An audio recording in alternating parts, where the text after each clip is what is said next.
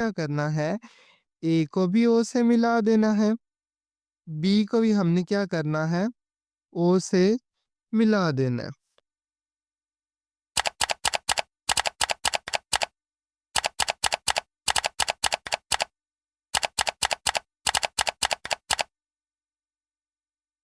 Theorem का start करते हैं।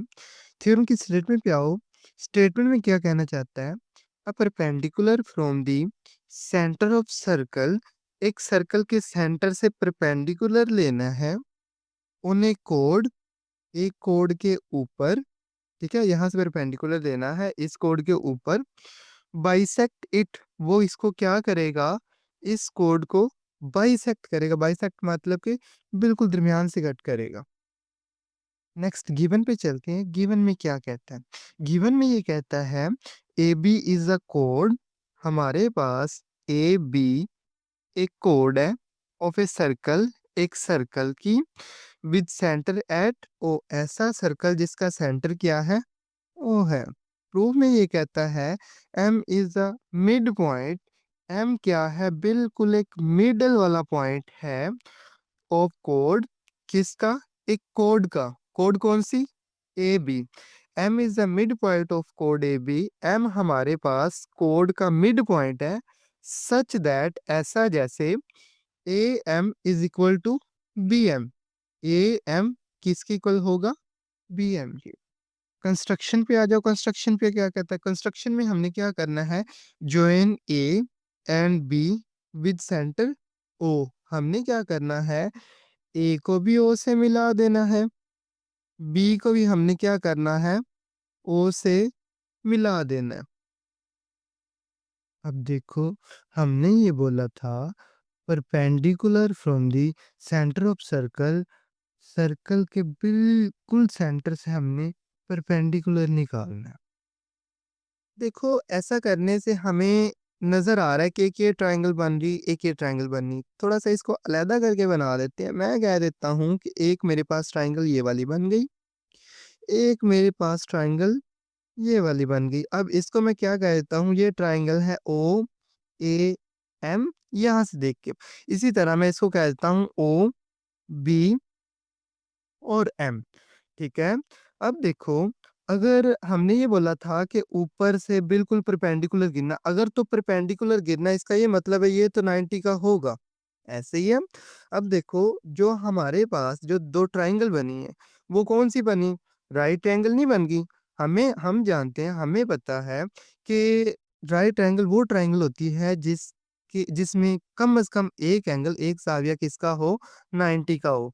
तो हम इधर कह सकते हैं कि हमारे पास राइट ट्रायंगल बनी है, कौन कौन सी, ओ ए एम, दूसरी कौन सी बनी है, ओ बी एम। आओ जरा इनमें कोरिस्पोंडेंस चेक करते हैं।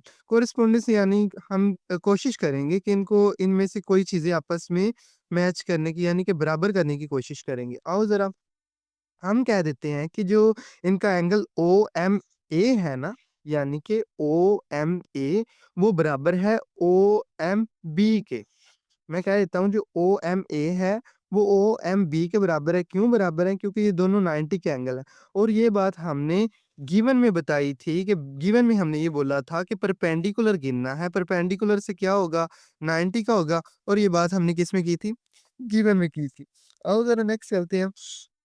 नेक्स्ट हम ये बोल देते कि जो ओ ए है ना, वो ओ बी के बराबर है, यानी कि राइट ट्रायंगल की हाइपोटेनियस साइड ओ ए, वो किसके बराबर है, ओ बी की, यानी ये वाली साइड इस साइड के बराबर है। अब क्यों बराबर है, सर्कल में आके देखो जरा, यहाँ से लेके यहाँ तक का फासला, यानी सेंटर से लेके बाउंड्री तक का फासला, हम जानते हैं कि ये क्या होता है, रेडियस होता है। अब देखो, रेडियस यहाँ से लेके यहाँ तक लें या यहाँ से लेके यहाँ तक लें, बराबर नहीं होगा। तो हम कह सकते हैं कि जो ये ओ ए है ओ बी के बराबर है। इस वजह से बराबर है क्योंकि ये रेडियाई ऑफ सर्कल है। अब हम कह देते हैं कि ओ एम के बराबर, यानी कि जो ओ एम वाली साइड है वो दूसरी ट्रायंगल की ओ एम वाली साइड के बराबर है।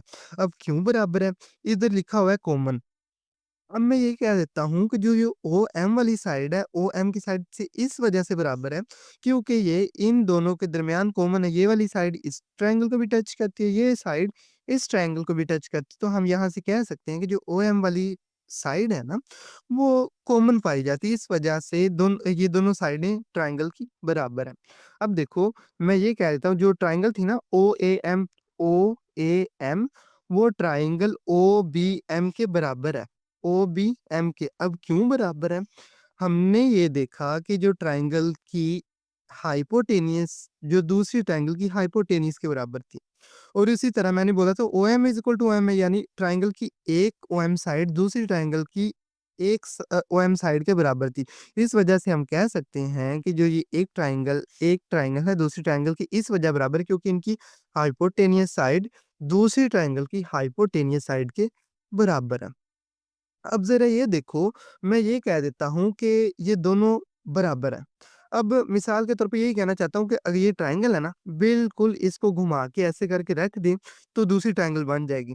तो अगर ऐसा करने से अगर ये कॉन्ग्रुएंट ट्रायंगल है, बराबर ट्रायंगल है, तो क्या इनकी ये वाली साइड आपस में बराबर नहीं होगी? यानी कि ओएम बीएम के बराबर नहीं होगी? ज़ाहिर-सी बात है बराबर होगी। तो हम यहाँ से ये कह सकते हैं कि जो एएम है वो बीएम के बराबर है। क्यों बराबर है? क्योंकि ये कोरिस्पोंडिंग साइड ऑफ ट्रायंगल, क्योंकि ये दोनों ट्रायंगल की कोरिस्पोंडिंग साइड है। ये भी नीचे वाली साइड है, ये भी नीचे वाली साइड है। और यहाँ से हम कह सकते हैं कि जो एएम था वो किसके बराबर है? बीएम